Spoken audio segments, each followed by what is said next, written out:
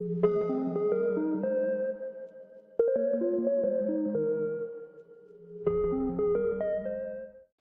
friends, this is Dr. Mamta Rathi. I welcome you all on my YouTube channel Dr. Mamta's Educational Plex. Friends, हम लोग देख रहे हैं cost accounting के cost sheet के preparation को। कॉस्ट शीट का थ्योरेटिकल कंसेप्ट क्या होता है वो हमने देख लिया, साथ ही साथ कॉस्ट शीट का फॉर्मेट क्या होता है ये भी हमने एक वीडियो में देख लिया था। अब तक हमने कॉस्ट शीट का एक सॉल्व प्रॉब्लम भी देख लिया जिसमें हमने फॉर्मेट को फॉलो किया था। कॉस्ट शीट का नेक्स्ट प्रॉब्लम लेके मैं आपके सामने आ रही हूँ। सबसे पहले हम कॉस्ट शीट का प्रॉब्लम पढ़ लेते हैं। Prepare a cost sheet from the following details. Friends, इसके पहले का जो प्रॉब्लम था उसमें हमने देखा था कि कॉस्ट शीट का जो फॉर्मेट होता है उस फॉर्मेट के हिसाब से हमने प्रॉब्लम में दिए हुए जो कुछ भी हमारी इन्फॉर्मेशन थी उसे हाईलाइट किया था। यानी कि first section, second section, third section and जो 6 एलिमेंट्स है हमारी कॉस्ट शीट के, उस एलिमेंट्स के हिसाब से, उसके सीक्वेंस के हिसाब से हमने उसको हाईलाइट कर दिया था। इस वाले प्रॉब्लम में मैं आपको प्रॉब्लम में जिस तरह से इन्फॉर्मेशन दी हुई है उसी सीक्वेंस में उसको हाईलाइट करके बताऊंगी। मैंने जैसे कहा है कि कॉस्ट शीट जब भी हम बनाते हैं तो कॉस्ट शीट बनाने से पहले हमें मार्क कर लेना है हमारी प्रॉब्लम में दी हुई इन्फॉर्मेशन को। यानी कि हमारे प्रॉब्लम में जितने भी हेड दिए हुए हैं उन सारे हेड्स को हमें डिस्ट्रीब्यूट कर लेना है उनके एलिमेंट्स में। अब कॉस्ट शीट के जो 6 एलिमेंट्स है जैसे कि prime cost, factory cost, office cost, cost of production, then total cost, cost of goods sold, total cost, net profit and sales. तो इन सारे एलिमेंट्स में हमारी जो इन्फॉर्मेशन है उन इन्फॉर्मेशन को हमें रखना होता है। कॉस्ट शीट जब भी हम प्रिपेयर करते हैं तो कॉस्ट शीट के सीक्वेंस का बहुत बड़ा इंपॉर्टेंस है। अगर वो सीक्वेंस हम फॉलो करते हैं तो हम एक्यूरेट तरीके से कॉस्ट शीट को कंप्लीशन करते हैं। तो हमारी जो इन्फॉर्मेशन होती है प्रॉब्लम की, उस इन्फॉर्मेशन को हमें सॉर्ट करना बहुत ज़रूरी हो जाता है। और साथ ही साथ हमारा जो फॉर्मेट है कॉस्ट शीट का वो स्टेटमेंट फॉर्म है, यानी कि उसमें एक एलिमेंट के बाद दूसरा एलिमेंट आता है। तो हमारे जो हेड्स हमें दिए हुए हैं वो हेड्स हमें उन्हीं प्रॉपर एलिमेंट के अंदर लिख देने हैं और प्रॉपर एलिमेंट के अंदर हमें उसका ऑर्डर भी मेंटेन कर लेना है। तो जब तक हम प्रॉब्लम में हमारे सारे एलिमेंट्स को, सारे हेड्स को डिस्ट्रीब्यूट नहीं करेंगे तब तक हमारी कॉस्ट शीट भी प्रॉपर नहीं होगी। तो एक बहुत ही सिंपल तरीका है हमारी कॉस्ट शीट को सॉल्व करने का, जिसमें हम हमारी प्रॉब्लम में हमारी जो इन्फॉर्मेशन है उसे कैटेगराइज कर ले। कैटेगराइज करने के काफ़ी तरीके हैं। एक तो आप उसे कैटेगराइज कर सकते हैं बाय नंबर्स, जैसे कि हमारे नंबर्स कॉस्ट शीट में अलॉट किए गए हैं। जैसे फर्स्ट नंबर पर प्राइम कॉस्ट, सेकेंड नंबर पर वर्क्स कॉस्ट, थर्ड नंबर पर ऑफिस कॉस्ट, उस हिसाब से भी आप नंबरिंग दे सकते हैं। या तो फिर आप उसे F O S, factory cost के लिए एफ, ऑफिस कॉस्ट के लिए ओ, या फिर सेलिंग कॉस्ट के लिए एस, इस तरह से भी सेग्रीगेट कर सकते हैं। यहाँ पर मैं जो बताऊँगी आपको, मैं कलर स्लॉट में उसको हाईलाइट करके बताऊँगी। अब हम क्या करेंगे, तो हमारे पास जैसे इन्फॉर्मेशन आई है उसी सीक्वेंस में वो वाला हेड कौन सी हेड के अंदर जाएगा उस हिसाब से उसको कलर्स देंगे। तो यहाँ पर हमारे पास जो इन्फॉर्मेशन है वो है इन्वेंटरीज, ओपनिंग। अब ओपनिंग इन्वेंटरीज यहाँ पर दी हुई है, उसमें सबसे फर्स्ट हमें जो है वो है फिनिश्ड स्टॉक की इन्फॉर्मेशन। अब जो फिनिश स्टॉक होते हैं उन फिनिश स्टॉक को हम हमारी ऑफिस कॉस्ट जो होती है उन ऑफिस कॉस्ट में ऐड कर देते हैं। तो ऑफिस कॉस्ट की जो सारे भी हेड्स हैं उसे मैं ग्रीन कलर में हाईलाइट करूँगी, तो फिनिश स्टॉक जो है उसे भी मैं ग्रीन कलर में हाईलाइट कर दूँगी। उसके बाद हमारे पास है ओपनिंग रॉ मटेरियल्स। अब जो हमारा फर्स्ट सेक्शन होता है कॉस्ट शीट का उसे मैं येलो कलर से हाईलाइट करूँगी, तो फिर मैं रॉ मटेरियल्स को येलो कलर में हाईलाइट कर देती हूँ। वर्क इन प्रोग्रेस जो है वो हमारी वर्क्स कॉस्ट के जो हेड्स होते हैं उन वर्क्स कॉस्ट के हेड में हम वो ओपनिंग वर्क इन प्रोग्रेस जो होता है उसे ऐड कर लेते हैं। तो वर्क इन प्रोग्रेस हमारी जो वर्क्स कॉस्ट है, फैक्ट्री कॉस्ट जो है रिलेटेड, फैक्ट्री के रिलेटेड जो कुछ भी कॉस्ट है उसे हम पिंक कलर में हाईलाइट करेंगे, तो मैं इसे पिंक कलर कर दूँगी। उसके बाद हमें जो इन्फॉर्मेशन दी है वो है ऑफिस अप्लायंसेस की। ऑफिस अप्लायंसेस का मतलब है ऑफिस में लगने वाली जो कुछ भी एसेट्स हैं वो। तो एसेट जो होते हैं वो हमारी कॉस्ट शीट में हम रिकॉर्ड नहीं करते हैं। Plant and machinery again asset है, वो हम हमारी कॉस्ट शीट में रिकॉर्ड नहीं करते हैं, लेकिन इसके ऊपर जो डेप्रिसिएशन है उन डेप्रिसिएशन को हम ज़रूर देते हैं। तो कोई भी एसेट जो है वो हमारी कॉस्ट शीट में रिकॉर्ड नहीं होगा, लेकिन उसका जो डेप्रिसिएशन है उसे हमें कॉस्टिंग में ले लेना है। तो इन जो हेड्स हमारी कॉस्ट शीट में नहीं आ रहे उसे मैं हाईलाइट नहीं कर रही हूँ। अब नेक्स्ट जो हेड है हमारा वो है रॉ मटेरियल परचेज का। अब जो रॉ मटेरियल परचेज किया है वो हम आता है हमारे फर्स्ट सेक्शन में। फर्स्ट सेक्शन की जो हेड है उसे मैंने येलो कलर से हाईलाइट किया था, तो इसे भी हम येलो कलर में हाईलाइट कर देंगे। Then freight paid on raw materials की परचेस पर हमने फ्रेट दिया है, तो ये भी हमारे फर्स्ट सेक्शन में आता है हमारी फॉर्मेट में, तो इसको भी हम येलो कलर से हाईलाइट कर देंगे।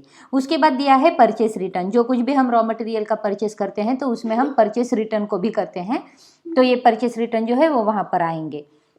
तो ये भी फर्स्ट सेक्शन का हेड है, तो उसे भी हम येलो कलर से हाईलाइट कर देंगे। उसके बाद हमें इन्फॉर्मेशन दी गई है सेल्स की। अब सेल्स जो है वो है हमारी कॉस्ट शीट का लास्ट हेड, तो ये सेल्स जो है उसे हम ब्राउन कलर में हाईलाइट करेंगे। फ्रेंड्स, कलर स्लॉट को थोड़ा सा याद हमें इसलिए रखना है क्योंकि हमारी जो कॉस्ट शीट है उस कॉस्ट शीट को हम एक फॉर्मेट में अरेंज कर रहे हैं, और ये जो कलर स्लॉट के आइटम्स हैं हमें उस सीक्वेंस में रखने के लिए ईजी हो जाएंगे।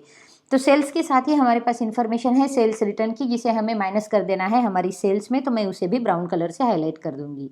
उसके बाद आते हैं हमारे डायरेक्ट वेजेस। अब जो कि हमारा फर्स्ट सेक्शन है जिसमें हम opening and closing stock of raw materials देखते हैं, परचेसेस ऑफ रॉ मटेरियल्स देखते हैं, तो वहीं पर जब हमारा मटेरियल्स कंज्यूम्ड की इन्फॉर्मेशन हमारे पास आती है तो उसमें हम ऐड कर देते हैं हमारे direct wages and direct labour को। तो हमारे जो डायरेक्ट वेजेस है उसे मैं ब्लू कलर से हाईलाइट करूंगी। उसमें सिर्फ 2 ही हेड आते हैं, direct wages and direct labour के, तो उसे हम ब्लू कलर से हाईलाइट कर देंगे। उसके बाद आता है इनडायरेक्ट वेजेस। इनडायरेक्ट वेजेस जो हेड है वो है वर्क्स कॉस्ट का, फैक्ट्री कॉस्ट का, तो उसे हम हाईलाइट करेंगे पिंक कलर में, जैसे कि मैंने ऊपर आपको बताया था। उसके बाद फैक्ट्री सुपरविजन, ये भी रिलेटेड है फैक्ट्री कॉस्ट से, तो ये भी पिंक कलर में जाएगा। Repairs and upkeep of factory, factory के रिपेयर्स और अपकीप है, तो ये भी पिंक कलर में जाएगा। अब नेक्स्ट जो है वो है हीट, लाइट एंड पावर। अब हीट, लाइट एंड पावर के लिए जो इन्फॉर्मेशन हमें दी गई है, एक एक्स्ट्रा इन्फॉर्मेशन हमारे पास है जो कि है डिस्ट्रीब्यूट द फॉलोइंग कॉस्ट, जो नंबर 2 की एडिशनल इन्फॉर्मेशन हमारे पास है प्रॉब्लम के नीचे।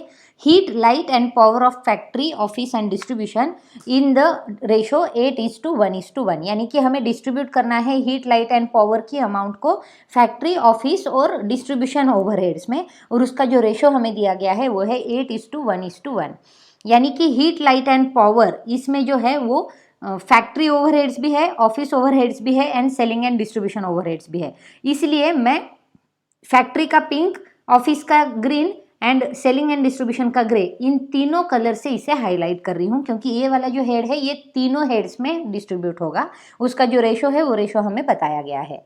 उसके बाद रेट्स एंड टैक्सेस है। रेट्स एंड टैक्सेस की भी एक एडिशनल इन्फॉर्मेशन 3rd नंबर में हमें बताई गई है। Rates and taxes 2/3 to factory and 1/3 to office. Rates and taxes जो है वो फैक्ट्री और ऑफिस के लिए हैं, तो उसे भी हम हाईलाइट कर देंगे, फैक्ट्री के लिए पिंक एंड ऑफिस के लिए ग्रीन, यानी कि ये वाला जो हेड है वो दोनों तरफ आएगा और उसका जो रेशो है वो है 2/3 एंड 1/3। उसके बाद है sundry factory expenses. Factory expenses pink colour में जाएंगे, फैक्ट्री रिलेटेड है। सेल्स कमीशन, सेल्स कमीशन जो है वो है सेलिंग एंड डिस्ट्रीब्यूशन ओवरहेड्स, जिसे हम ग्रे कलर में हाईलाइट करेंगे। सेल्स प्रमोशन भी सेलिंग एंड डिस्ट्रीब्यूशन ओवरहेड है। Distribution department salaries and expenses, ये भी डिस्ट्रीब्यूशन डिपार्टमेंट में जाएगा, तो ग्रे कलर में हाईलाइट होगा। ऑफिस सैलरीज एंड एक्सपेंसेस जो है वो ऑफिस रिलेटेड एक्सपेंडिचर है, तो इसे हम ग्रीन कलर में हाईलाइट करेंगे। उसके बाद income tax paid. Income tax paid जो है वो कॉस्ट शीट में नहीं आता है क्योंकि इनकम टैक्स पेड की जो एंट्री होती है वो फिनेंशियल अकाउंटिंग में होती है, ये कॉस्ट रिलेटेड आइटम नहीं है, इसलिए इसे हम कॉस्ट शीट में ऐड नहीं करते हैं। साथ ही साथ डिविडेंड पेड जो है वो भी हम कॉस्ट शीट में नहीं लेते हैं, डिविडेंड पेड भी कॉस्ट शीट के बाहर होता है। उसके बाद हमें इन्फॉर्मेशन दी गई है क्लोजिंग इन्वेंटरीज की, यानी कि क्लोजिंग स्टॉक हमें दिया गया है। फिनिश्ड स्टॉक जो कि हमारी ऑफिस ओवरहेड से हम माइनस कर देंगे, तो ये है ग्रीन कलर में हाईलाइट करेंगे। रॉ मटेरियल्स जो कि हमारे फर्स्ट सेक्शन में आएगा, हमारा जो फर्स्ट सेक्शन है उसे हमने येलो कलर में हाईलाइट कर दिया है। वर्क इन प्रोग्रेस जो वर्क्स कॉस्ट के रिलेटेड है या फैक्ट्री कॉस्ट के रिलेटेड है, उसे हमने पिंक कलर में हाईलाइट कर दिया है। अब जो एक्रूड एक्सपेंसेस है उसमें हमें और कुछ इन्फॉर्मेशन दी हुई है। यहाँ पर दिया हुआ है हमें डायरेक्ट लेबर। देखिए, जो एक्रूड डायरेक्ट लेबर है, डायरेक्ट जो एक्सपेंसेस होते हैं वो हमारे फर्स्ट सेक्शन में 2 ही हेड होते हैं जिन्हें हमने ब्लू कलर से हाईलाइट कर दिया था। इसके पहले वाला ब्लू कलर का हाईलाइट आप देख सकते हैं डायरेक्ट वेजेस का, और दूसरा अभी हम जो देख रहे हैं वो है डायरेक्ट लेबर का। डायरेक्ट वेजेस और डायरेक्ट लेबर दोनों भी एक ही है, तो दोनों की अलग अलग अमाउंट हमें इस प्रॉब्लम में दी हुई है, तो दोनों की अमाउंट हमें एक साथ ले लेनी है हमारे फर्स्ट सेक्शन में। उसके बाद जो हमें दिया है वो है इनडायरेक्ट लेबर, तो इनडायरेक्ट लेबर जो है वो है हमारी फैक्ट्री कॉस्ट के रिलेटेड, सो उसे मैंने हाईलाइट कर दिया है पिंक कलर में। सो फ्रेंड्स आप यहाँ पर देख सकते हैं कि हमारे पास जो हाईलाइटेड हेड्स है उस हिसाब से हमें हमारी कॉस्ट शीट बनाना बहुत ही आसान हो जाता है। जैसे कि हम एक नज़र डालें यहाँ पर, अगर हम येलो कलर की बात करें तो येलो कलर के हमारे पास 5 हेड्स दिख रहे हैं, यानी कि इससे हमें ये पता चल जाता है कि हमारा जो फर्स्ट सेक्शन है उस फर्स्ट सेक्शन में 5 हेड्स आने वाले हैं। उसके बाद का जो हमारा सेकेंड सेक्शन होता है जहाँ पर हमारे direct material and direct labour आते हैं, वहाँ पर ब्लू कलर में 2 हेड दिख रहे हैं, तो हमें 2 लाइन की जगह वहाँ पर लगने वाली है। उसके बाद जो वर्क्स कॉस्ट हमारे पास आने वाले हैं, उस वर्क्स कॉस्ट की अगर हम यहाँ पर हाईलाइटेशन देखें तो यहाँ पर हमारे पास 10 to 11 आइटम्स है, तो 10 to 11 लाइन्स हमें वहाँ पर लगने वाली है। तो बहुत ही ऑर्गेनाइज तरीके से हम हमारी कॉस्ट शीट बना सकते हैं और कोई भी आइटम्स हमारा मिस नहीं होगा और सभी आइटम्स हम रिकॉर्ड करेंगे, इसकी भी हम ध्यान रख लेंगे। तो ये वाली जो सिस्टम होती है हमारी प्रॉब्लम में ही हमारे जो हेड्स हैं उन्हें कैटेगराइज करने की, इससे हमारी कॉस्ट शीट एक्यूरेट भी बनती है, ऑर्गेनाइज्ड भी बनती है और हमारा जो प्रॉब्लम है वो डिसेंट और सॉर्टेड दिखता है।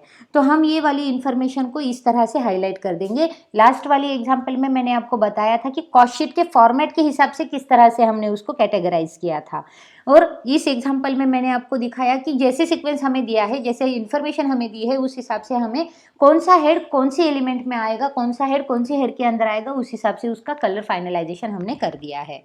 अब जो एडिशनल इन्फॉर्मेशन हमारे पास है वो इस तरह से, depreciation is to be provided under as under office appliances 5%।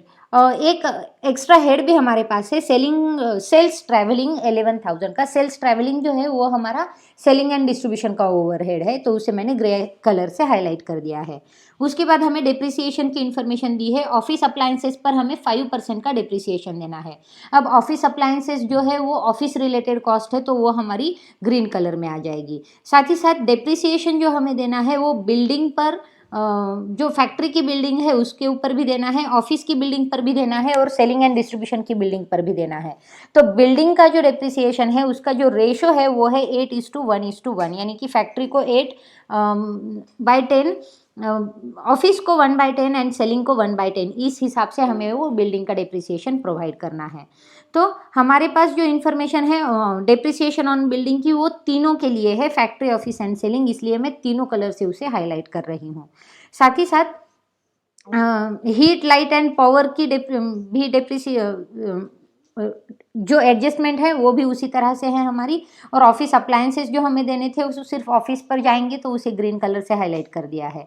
तो इस तरह से हमारा प्रॉब्लम हमारे सामने है। अब हम क्या करेंगे, हमारी कॉस्ट शीट को बनाएंगे। तो कॉस्ट शीट बनाने के लिए हमारे पास जो फॉर्मेट की ज़रूरत है वो फॉर्मेट हम यहाँ पर बना लेंगे सबसे पहले। तो कॉस्ट शीट जो है हमारी, वो है हमारी मार्च मंथ की 2020 की। तो 2020 के मार्च मंथ की कॉस्ट शीट हम यहाँ पर बना लेते हैं। 3 कॉलम्स हम बनाएंगे, पर्टिकुलर्स का एक कॉलम एंड अमाउंट का एक कॉलम। इनर कॉलम हम बना रहे हैं अमाउंट का, ताकि जो छोटे छोटे हेड्स है उन सभी का कैलकुलेशन हम इनर साइड को कर सकें और जो टोटल आएगी उसे हम आउटर कॉलम में ले सकें।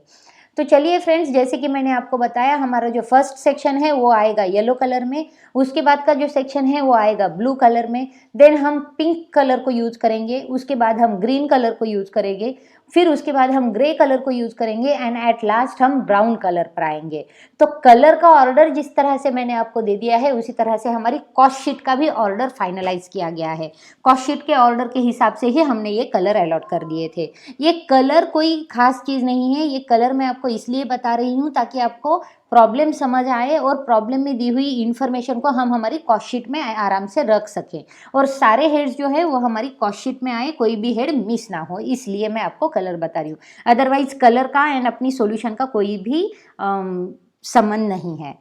तो सबसे पहले हम लिखेंगे हमारा जो फर्स्ट सेक्शन है जिसे हमने येलो कलर से हाईलाइट कर दिया था। तो येलो कलर की जो कुछ भी आइटम्स थे हमारे, उसे हमें हमारी फॉर्मेट में रख देना है। कॉस्ट शीट का प्रॉब्लम सॉल्व करने के लिए सबको कॉस्ट शीट का फॉर्मेट पता होना बहुत ज़्यादा ज़रूरी है, क्योंकि कॉस्ट शीट का जो फॉर्मेट है वो एक सिक्वेंशियल फॉर्मेट है जिसमें हमें सीक्वेंस के हिसाब से सारी चीज़ें रखनी होती हैं और सारी चीज़ों का कैलकुलेट करना होता है।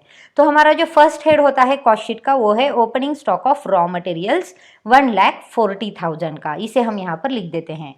इसमें हम कर देंगे add purchases of raw materials. अब जो परचेसेस ऑफ रॉ मटेरियल्स है वो है 3,20,000 के। इस प्रॉब्लम में हमें परचेस रिटर्न्स भी दिए हुए हैं, तो परचेस रिटर्न को हमें परचेसेस में से माइनस कर लेना होगा तुरंत। तो हम इसे यहीं पर माइनस कर देंगे, लेस रिटर्न्स 4800। तो परचेसेस की जो फाइनल अमाउंट है वो हमारी आउटर कॉलम में आ जाएगी 3,15,200 की। उसके बाद फ्रेट ऑन परचेसेस, हमने फ्रेट पेड किया था तो उसे भी हम यहाँ पर लिख देंगे 16,000 का। तो ये जो इनिशियल इन्फॉर्मेशन थी हमारी, उसकी अगर हम टोटल कर लें तो टोटल आती है 4,71,200 रुपीज़ की। अब इसमें से हम क्या करेंगे, तो हमारा जो क्लोजिंग स्टॉक है रॉ मटेरियल्स का उसे माइनस कर देंगे। So less closing stock of raw materials 1,80,000। इसी के साथ हमारी फर्स्ट सेक्शन जो है वो फर्स्ट सेक्शन यहाँ पर कंप्लीट हो जाती है। जैसे कि मैंने प्रॉब्लम में आपको बताया था कि प्रॉब्लम में येलो कलर के 5 हेड्स दिख रहे हैं, तो यहाँ पर भी हमारा फर्स्ट सेक्शन जो है वो हमने लिखकर कंप्लीट कर दिया है। तो यहाँ पर येलो कलर के 5 बार्स यहाँ पर आपको दिख रहे हैं, यानी कि प्रॉब्लम में जितनी इन्फॉर्मेशन थी उतनी इन्फॉर्मेशन एक्यूरेटली हमने यहाँ पर भी रिकॉर्ड कर ली है। हमारा फर्स्ट सेक्शन यहाँ पर रेडी है। तो अब जो हमारे पास इन्फॉर्मेशन आती है 2,91,200 की, वो है हमारा कॉस्ट ऑफ मटेरियल्स कंज्यूम्ड की। तो हमारे पास ये वाली इन्फॉर्मेशन आ गई है। अब कॉस्ट ऑफ मटेरियल्स कंज्यूम्ड में हम ऐड करते हैं direct wages and direct expenses को। तो ये वाली जो इन्फॉर्मेशन है वो प्रॉब्लम में मैंने ब्लू कलर से हाईलाइट कर दी थी, तो इसे हम ऐड कर देते हैं डायरेक्ट वेजेस के साथ। अब हमारी प्रॉब्लम में direct wages and direct labour, ये दोनों भी हेड हमें दिए हुए हैं। तो इन दोनों भी हेड को हमें क्या करना है, तो direct wages and direct labour को एक ही साथ हमें यहाँ पर ले लेना है, जिसकी अमाउंट है हमारी 1,68,000 की। अब ये जो हमारे direct wages and direct labour है, इनको अगर हम हमारी कॉस्ट ऑफ मटेरियल कंज्यूम में ऐड कर दें तो हमारे पास कॉस्ट शीट का फर्स्ट एलिमेंट आ जाता है, जो कि है हमारी प्राइम कॉस्ट। तो हमारी प्राइम कॉस्ट यहाँ पर आती है 4,59,200 रुपीज़ की। तो ये जो है वो हमारा फर्स्ट एलिमेंट यहाँ पर आ गया है। फिर से मैं आपको बता दूं कि येलो कलर के सारे बार हमने यूज़ कर लिए हैं, ब्लू कलर के भी सारे बार यूज़ कर लिए हैं। इसका मतलब ये है कि प्रॉब्लम में दी हुई इन्फॉर्मेशन को हमने यहाँ पर रिकॉर्ड कर लिया है, और साथ ही साथ जो सारी इन्फॉर्मेशन है वो सारी इन्फॉर्मेशन सिक्वेंशियली हम यहाँ पर रिकॉर्ड कर रहे हैं। तो हमारी फॉर्मेट को हम आगे ले जाते हैं। तो फॉर्मेट में जो नेक्स्ट हेड है कि प्राइम कॉस्ट में हमें क्या करना है, प्राइम कॉस्ट में हमें ऐड कर देना है हमारी फैक्ट्री कॉस्ट को, जिसे हम वर्क्स कॉस्ट भी कहते हैं। तो हम उसे ऐड कर देंगे। तो हमारे जो वर्क्स कॉस्ट थे, जो फैक्ट्री कॉस्ट थे, उसे हमने प्रॉब्लम में पिंक कलर से हाईलाइट करके रखा था। तो पिंक कलर वाले जो कुछ भी हेड्स है उन सभी हेड्स को हम यहाँ पर रिकॉर्ड करेंगे। तो सबसे पहले हम रिकॉर्ड करेंगे हमारे इनडायरेक्ट वेजेस को, जो कि है 19,200। Then sundry factory expenses 18,700, factory supervision 10,000, factory repairs and upkeep 14,000, depreciation of plant and machinery 46,050। Friends, अब यहाँ पर हमने depreciation of plant and machinery दिया हुआ है। अब प्लांट एंड मशीनरी का डेप्रिसिएशन हमें प्रॉब्लम में नहीं दिया है। प्रॉब्लम में हमें दी गई है प्लांट एंड मशीनरी की अमाउंट, जो थी 4,60,500 की, और एडजस्टमेंट में हमें बताया गया था कि हमें जो है वो प्लांट एंड मशीनरी पर डेप्रिसिएशन देना है 10% से। तो 10% से उसका डेप्रिसिएशन हो जाता है 46,050। तो इस तरह से हमने प्लांट एंड मशीनरी के एडजस्टमेंट को कर दिया और उसकी डेप्रिसिएशन को भी प्रोवाइड कर दिया। उसके बाद का जो हेड है वो है डेप्रिसिएशन ऑफ बिल्डिंग का। अब बिल्डिंग का डेप्रिसिएशन भी हमें प्रॉब्लम में बताया नहीं गया है, जबकि बिल्डिंग की अमाउंट हमें प्रॉब्लम में दी गई है। अब बिल्डिंग की जो अमाउंट है वो है 2 लाख रुपीज़ की। अब बिल्डिंग जो है हमारी, उस बिल्डिंग को हमें बताया गया है कि बिल्डिंग के डेप्रिसिएशन को हमें दे देना है, लेकिन बिल्डिंग का जो डेप्रिसिएशन हम प्रोवाइड कर रहे हैं वो फैक्ट्री, ऑफिस एंड सेलिंग तीनों में हमें डिवाइड कर देना है 8:1:1 रेशो में। तो बिल्डिंग की अमाउंट है हमारी 2 लाख रुपीज़। 2 लाख रुपीज़ पर हमें बताया गया है कि 4% से हमें डेप्रिसिएशन प्रोवाइड करना है। तो बिल्डिंग के 2 लाख पर 4% से डेप्रिसिएशन हो जाता है 8,000 रुपीज़ का।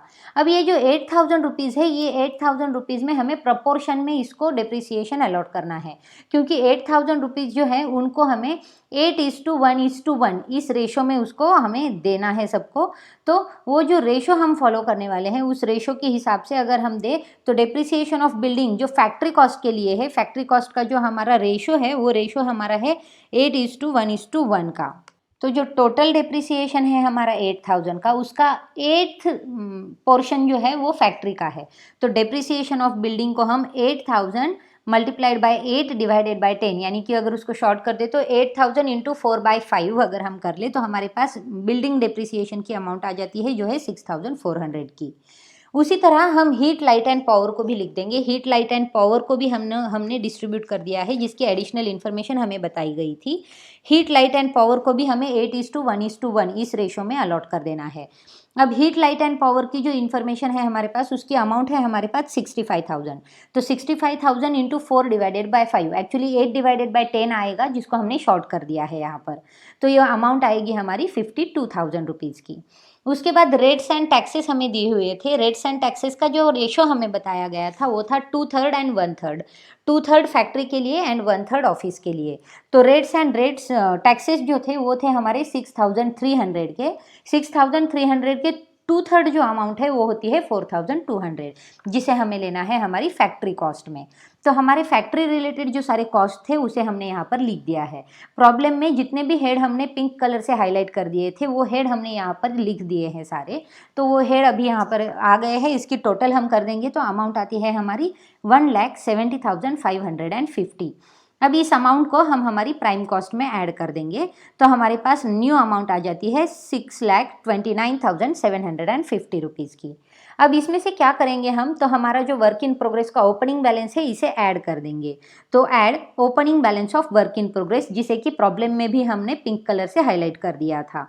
ओपनिंग इन्वेंटरी में हमें ये इन्फॉर्मेशन दी हुई थी, जिसकी अमाउंट है 2 लाख रुपीज़। इसे ऐड कर देंगे तो अमाउंट होती है अब हमारी टोटल 8,29,750। इसमें से हम क्या करेंगे, हमारी जो क्लोजिंग इन्वेंटरी है, closing balance work in progress का, उसे हम माइनस कर देंगे। So less closing balance of work in progress 1,92,000।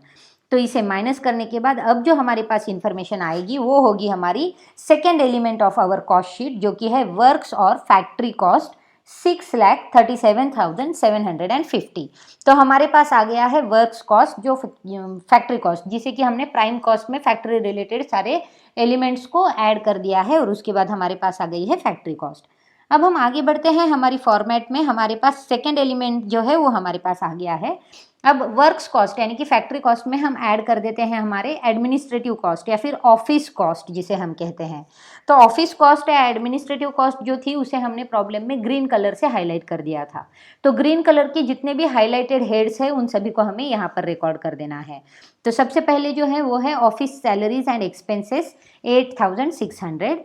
Then heat light and power का नेक्स्ट पोर्शन अभी यहाँ पर आ गया है। हीट लाइट एंड पावर का 8th पोर्शन जो है वो हमने फैक्ट्री को दिया था। अभी 1 पोर्शन जो है उसका वो हमें देना है ऑफिस को। तो office heat light and power जो है वो थी 65,000 इंटू 1 डिवाइडेड बाई 10, तो वो बन जाती है 6,500 की। उसी के साथ रेट्स एंड टैक्सेस जो थे वो 1/3 थे ऑफिस के लिए, 2/3 थे फैक्ट्री के लिए। फैक्ट्री में हमने उसको दे दिया है, तो अभी रिमेनिंग जो अमाउंट है 1/3 की वो हम पेड कर देंगे ऑफिस को। So rates and taxes 6,300 into 1/3 2,100। Depreciation of office appliances. Office appliances की इन्फॉर्मेशन हमारे पास प्रॉब्लम में दी हुई थी। ऑफिस अप्लायंसेस जो थे हमारे पास, उसकी एक अमाउंट हमारे पास है 17,400 की। तो ऑफिस अप्लायंसेस पर हमको डिप्रिसिएशन अलाउड करना था जो है 5% का। तो ऑफिस अप्लायंसेस पर 5% डिप्रिसिएशन आ जाता है 870 रुपीज़, तो उसे भी हमने यहाँ पर दे दिया है। साथ ही साथ बिल्डिंग के डिप्रिसिएशन में ऑफिस का जो पार्ट है वो 1 पार्ट है, तो 1 पार्ट में हमें बिल्डिंग का डिप्रिसिएशन यहाँ पर देना था। डिप्रिसिएशन की जो अमाउंट हमने कैलकुलेट कर दी थी बिल्डिंग पर वो थी 8,000 की, जिसका 1/10 पोर्शन जो है वो ऑफिस का है, तो उसको हम डिप्रिसिएशन यहाँ पर प्रोवाइड कर देंगे जो है 800 का। तो सारे जो हेड्स हैं हमारे, उन सारे हेड्स को हमने यहाँ पर लिख दिया है और उसकी टोटल कर देंगे हम जो है 18,870। अब इस टोटल को हम ऐड कर देंगे हमारी फैक्ट्री कॉस्ट के साथ, और हमारे पास आ जाएगा थर्ड एलिमेंट जो कि है कॉस्ट ऑफ प्रोडक्शन, जिसकी अमाउंट है 6,56,620। अब हमारा जो कॉस्ट ऑफ प्रोडक्शन है उसमें से हम हमारी फिनिश्ड गुड्स की ओपनिंग स्टॉक को ऐड करते हैं एंड क्लोजिंग स्टॉक को माइनस करते हैं, जिसे प्रॉब्लम में मैंने ग्रीन कलर में हाईलाइट कर दिया था, तो उसे हम यहाँ पर ले आते हैं। तो add opening stock of finished goods 80,000। Add करने के बाद हमारे पास अमाउंट आएगी 7,36,620 रुपीज़ की, और उसी में से हम लेस कर देंगे closing stock of finished goods को, जो कि अमाउंट है 1,15,000 की। तो इसे माइनस करने के बाद हमारे पास कॉस्ट शीट का 4th एलिमेंट जो है वो 4th एलिमेंट हमें मिल जाएगा जो है कॉस्ट ऑफ गुड्स सोल्ड का। तो यहाँ पर आएगी अमाउंट हमारी कॉस्ट ऑफ गुड्स सोल्ड की जो है 6,21,620 रुपीज़।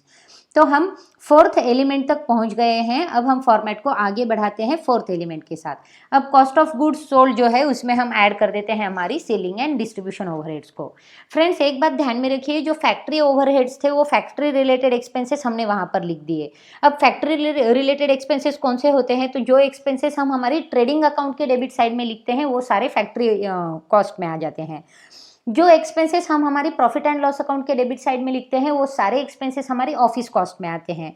अब सेलिंग एंड डिस्ट्रीब्यूशन ओवरहेड्स जो है वो जनरली हम प्रॉफिट एंड लॉस अकाउंट के डेबिट साइड में ही लिखते हैं, लेकिन इसके एक छोटी सी ट्रिक हमें ध्यान में रखनी है कि सेलिंग एंड डिस्ट्रीब्यूशन ओवरहेड में प्रॉफिट एंड लॉस अकाउंट के कौन से हेड्स आते हैं।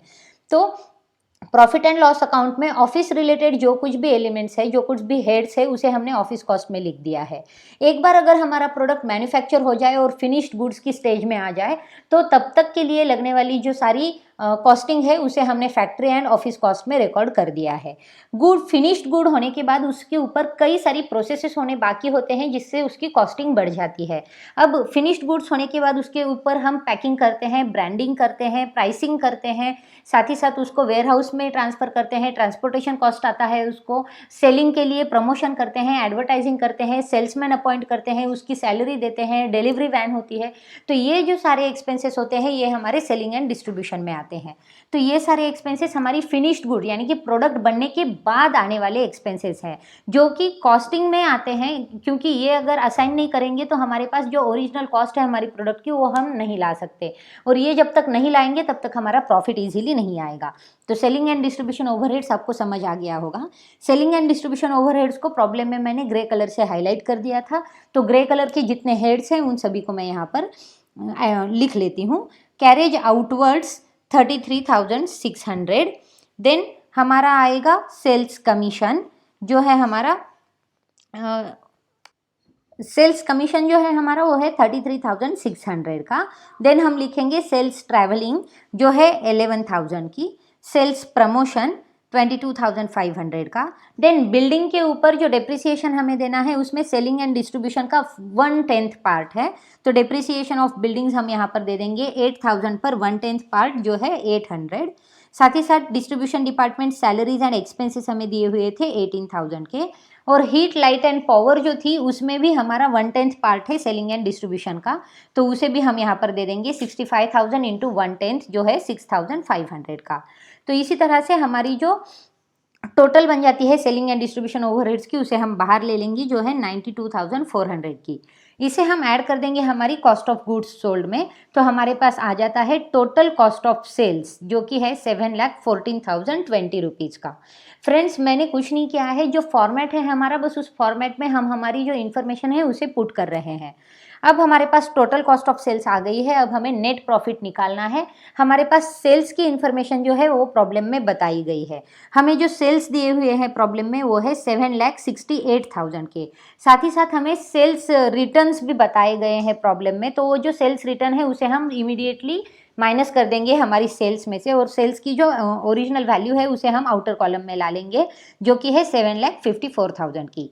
अब हमारी सेल्स की अमाउंट में से हम टोटल कॉस्ट ऑफ सेल्स को अगर माइनस कर दे तो हमारे पास आ जाता है हमारा नेट प्रॉफिट, यानी कि 7,54,000 में से 7,14,020 रुपीज़ अगर हम माइनस कर दें तो हमारे पास आएगा नेट प्रॉफिट जो कि है 39,980 रुपीज़ का।